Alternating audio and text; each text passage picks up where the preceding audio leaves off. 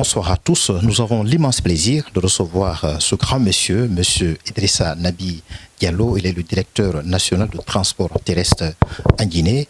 Donc, il a décidé de se prêter à cet exercice de communication pour justement répondre à celles et ceux qui posent la question par rapport à son choix de rentrer au pays pour servir la nation sous le régime du CNRD et puis aujourd'hui sous le régime de la Ve République. Donc, il va essayer de satisfaire tant soit peu à ces personnes-là. Bonsoir, monsieur.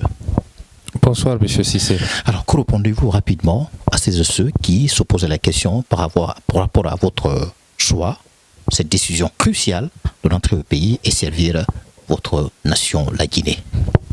Bon, monsieur Cissé, comme vous l'avez si bien dit, servir la nation. Donc, normalement, quand on est patriote, la question ne se pose pas. Quand on a l'opportunité de servir le pays, on le sert.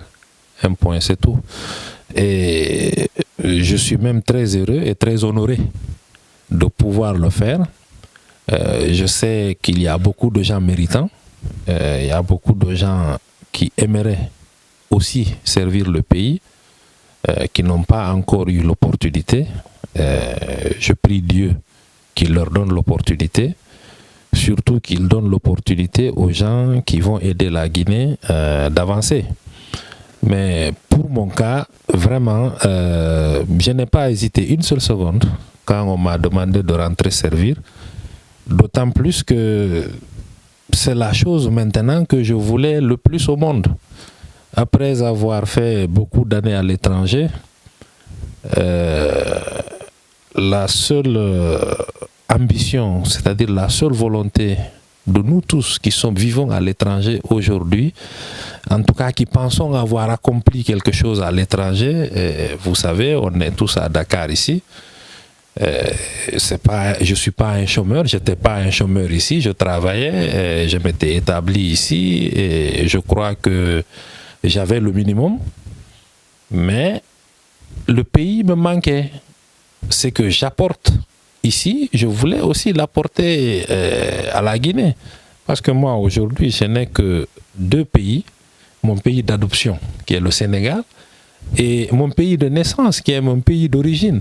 Donc, si le CNRD me donne l'opportunité de servir mon pays, mais je cours, je n'attends même pas d'entendre ça avec la deuxième oreille, comme disent les Peuls. Donc je cours et je vais servir le pays et j'en suis très honoré et très heureux.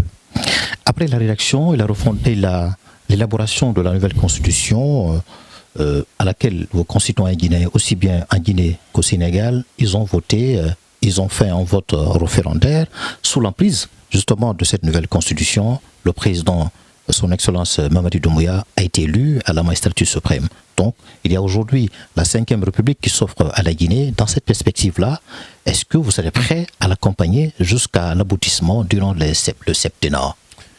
Comme tous les Guinéens, je suis prêt. Comme vous l'avez dit, il y a eu le référendum. Vous avez vu l'adhésion massive qu'il y a eu au référendum. Pratiquement, je peux dire que toute la Guinée a voté l'adoption de la Constitution. Les élections présidentielles aussi, vous avez vu, il y a eu un très fort taux de participation et le président a gagné haut les mains parce que les Guinéens ont compris. Les Guinéens ont compris la vision, les Guinéens ont compris la politique. Moi, je dis toujours, Mamadi Doumbouya, c'est une chance. Et heureusement pour nous, les Guinéens l'ont compris et on espère qu'il va faire ses 2 mandats constitutionnel et qu'il va laisser un pays sur les rails. Et moi, sur ça, je n'ai aucun doute. Je n'ai absolument aucun doute parce que c'est un patriote qui est accompagné d'autres patriotes dont le seul souci aujourd'hui, c'est de mettre la Guinée sur les rails, de mettre la Guinée sur la voie du développement. Maintenant, la population, c'est vrai, elle a des besoins immédiats et primaires. Donc, c'est difficile de leur dire d'attendre. Mais le temps du développement, c'est un temps qui est long. C'est sur le long terme. Ça ne se travaille pas sur le court terme. Donc, il y a toujours ce déphasage entre le besoin populaire et le travail gouvernemental. Mais les efforts sont faits pour satisfaire aussi les besoins primaires. Mais je peux vous assurer, et les Guinéens l'ont compris, le président Doumbouya est sur la bonne voie, son gouvernement est sur la bonne voie. Aujourd'hui, je vous conseille, et je conseille à tout le monde de faire un tour en Guinée et de voir ce qui s'y passe en termes d'emploi, en termes de progrès, en termes même d'infrastructure. La Guinée est en train de changer. Mais quand vous partez de pratiquement moyen, c'est difficile de percevoir le changement. Aujourd'hui, je donne juste un exemple. La route Labé, Mali, frontière Sénégal. C'est une route dont tous les Guinéens avaient rêvé. Hein? Les populations de Mali et Bénin, ils avaient même fait des sacrifices pour cette route. Depuis l'indépendance, les gens parlent de cette route. Mais en moins de 6 ans, Mamadi Doumbouya a commencé à poser les premiers goudrons sur la route. Et d'autres chantiers encore. Ce n'est pas ça le sujet, mais c'est juste en passant, je vous le dis. Vous prenez Simandou. Simandou, nous, depuis quand on était petits à l'école primaire au temps de Sékou Touré, on a entendu parler du jugement de Simandou. Au temps de Saint-Mérène, Lansana Conté, jusqu'à maintenant, Dieu a fait que c'est Mamadi Doumbouya, par une volonté farouche, une volonté politique farouche de développement de la Guinée, qui a pu mettre en œuvre ce jugement-là. Aujourd'hui, on est en phase d'exploitation. Le port de Forécaria est fini, le chemin de fer est fini. Donc, la phase d'exploitation a commencé, je crois, il y a quelques mois de cela. Maintenant, quand ça va atteindre la vitesse de croisière, c'est des emplois d'abord pour les fils de la Guinée, avant d'être des emplois pour d'autres personnes. Donc, vraiment, on est sur la voie. Il faut que les Guinéens aient de la patience. Je sais qu'ils en ont, mais il faut qu'ils redoublent de la patience. Les meilleures choses sont à venir. Alors pour terminer, M. Diallo, nous sommes sur le site Sahel Matin, qui est accessible évidemment sur YouTube et Facebook, un site sur lequel M. Diallo nous reçoit chez vous. Pour terminer, le journal Mamadi Doumbouya, durant la période de transition, et aujourd'hui nous sommes dans le septennat, qu'est-ce qu'il a fait qui vous a particulièrement impressionné au point qui vous a motivé de rentrer, collaborer avec lui pour servir en effet votre nation? Bon, il y a beaucoup de choses. Je ne peux pas citer. Le fait de rétablir l'unité des Guinéens. Moi, c'est d'abord la chose qui m'a le plus marqué. C'est vrai que ce n'est pas une chose tangible, ce n'est pas quelque chose qu'on peut toucher, mais c'est quelque chose qui manquait beaucoup aux Guinéens. Même à l'extérieur ici, là où on est, on le percevait. Parce qu'entre nous ici, nous qui étions les militants de l'UFDG et les militants du RPG, on le percevait. Ça avait dépassé la question du militantisme. C'était allé sur d'autres terrains, malheureusement. Et en Guinée, c'était encore démultiplié. Donc, rien du fait de ramener l'unité entre la population, ça déjà, c'est un très, très, très grand pas.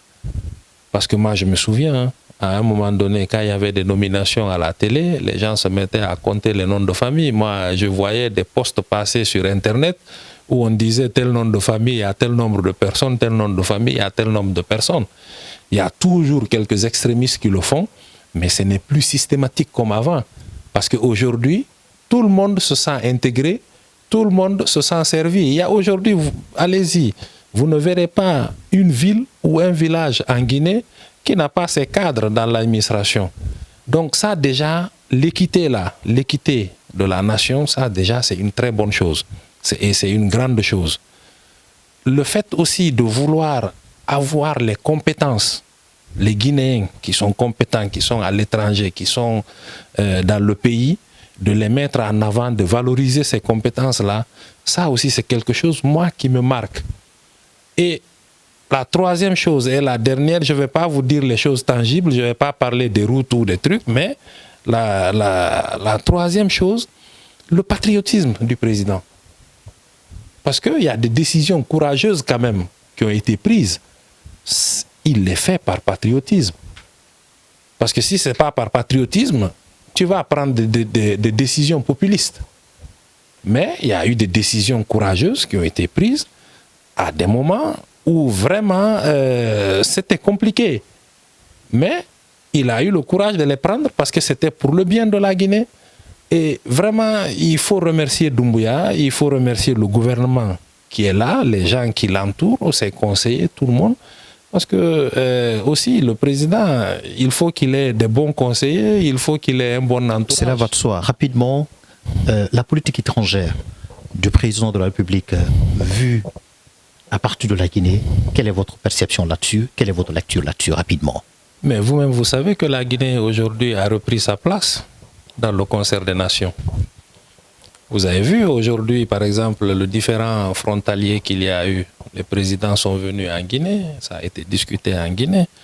Sur beaucoup de sujets, le ministre des Affaires étrangères, il est au four et au moulin. On le voit partout. Dr Maurice Sanda Kouyaté, on le voit partout.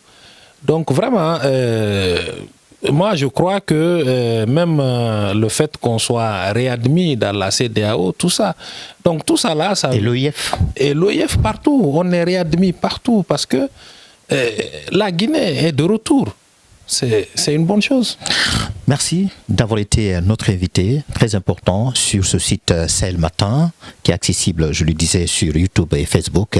Donc les milliers de téléspectateurs, des abonnés justement de ce site-là, nous avons eu l'immense plaisir de recevoir M. Idrissa Nabi Diallo. Il est le directeur national de transport terrestre, disais-je. Donc il nous a reçus chez vous. Donc vous avez entendu le choix.